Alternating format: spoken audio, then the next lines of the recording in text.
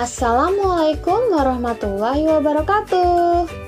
Hai Alkindi, jumpa lagi dengan Miss Aila. Hari ini kita akan melanjutkan video pembelajaran IPS, yaitu tentang sumber daya energi. Tentang apa ya? Ya, kita akan melanjutkan sumber daya energi, yaitu sumber daya energi yang tidak dapat diperbaharui, serta cara penghematan penggunaan sumber daya energi. Sebelumnya, kita baca basmalah yuk bersama-sama. Bismillahirrahmanirrahim. Teman-teman, sumber daya energi itu yang tidak dapat diperbaharui umumnya berupa bahan bakar fosil. Nah, bahan bakar fosil ini sangat sulit dan sangat memerlukan waktu yang lama untuk dapat dihasilkan kembali. Maka dari itu, kita harus berhemat. Apa saja sih contohnya? Nah, yang pertama adalah minyak bumi. Minyak bumi ini minyak mentah yang berasal dari perut bumi atau dasar laut. Jadi berbeda ya teman-teman dengan minyak yang biasa dipakai untuk memasak. Oke, selanjutnya adalah manfaat minyak bumi. Manfaat minyak bumi yang paling mudah diingat adalah dapat diolah menjadi bahan bakar untuk kendaraan yang kita kendarai atau tumpangi. Minyak bumi dapat diolah menjadi bensin, solar, minyak tanah, dan aftur. Teman-teman, kita lanjut yuk ke sumber daya energi yang selanjutnya. Tapi sebelumnya kita cari tahu nih, bagaimana sih cara memperoleh minyak bumi? Nah, caranya minyak bumi itu diperoleh dengan cara pengeboran sedalam 3.000 hingga 4.000 meter di bawah permukaan laut. Sulit ya teman-teman untuk mendapatkannya? Nah, oleh karena itu minyak bumi ini termasuk sumber daya energi yang tidak dapat diperbaharui. Oke, sekarang baru kita lanjut ke contoh yang kedua, yaitu gas alam. Nah, gas alam ini, ada yang tahu nggak gas alam itu apa? Gas alam bukan gas seperti oksigen dan kawan-kawannya ya teman-teman. Gas alam atau gas bumi adalah bahan bakar fosil yang terbentuk dari proses endapan sisa-sisa tumbuhan dan hewan yang mati jutaan tahun yang lalu. Oke, kita cari tahu yuk, apa sih manfaat gas alam? Teman-teman, manfaat gas alam ini dapat digunakan untuk bahan bakar pembangkit listrik tenaga uap atau gas. Selanjutnya, gas alam juga memiliki manfaat sebagai bahan bakar industri pupuk. Kemudian, gas alam ini juga dapat digunakan sebagai bahan bakar gas atau LPG.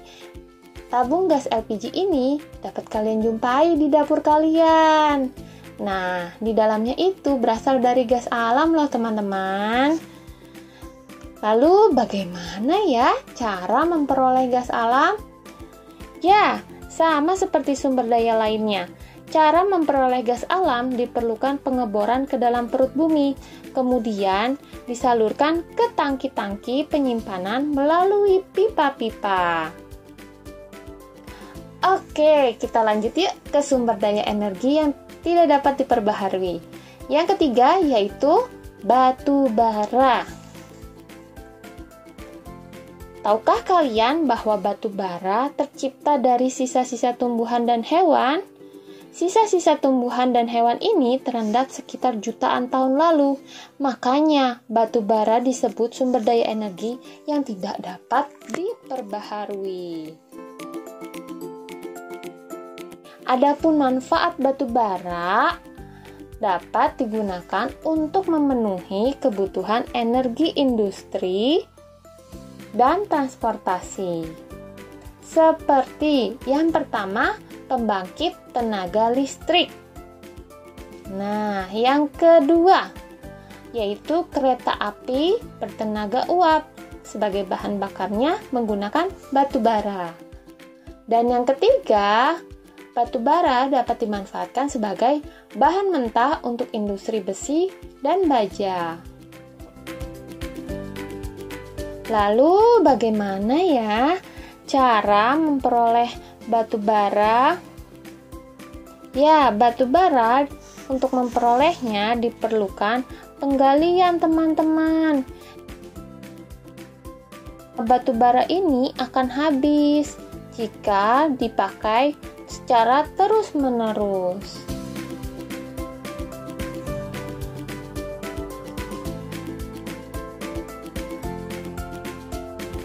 Asap pembakaran batu bara yang pekat juga dapat menyebabkan polusi udara. Oke, kita lanjut yuk ke pembahasan selanjutnya, yaitu cara menghemat penggunaan sumber daya energi. Nah, karena keterbatasan dan sulitnya mendapatkan sumber daya energi, kita harus bersikap bijak, teman-teman, dalam memanfaatkannya. Salah satu caranya adalah dengan menghemat energi. Apa saja ya? Oke, yang pertama adalah menghemat penggunaan listrik.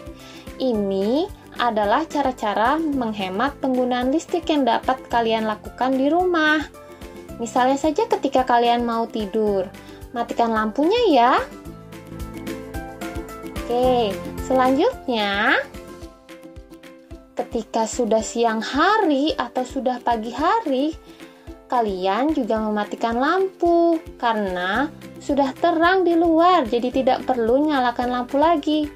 Lalu kalian juga dapat mematikan peralatan elektronik saat tidak digunakan lagi.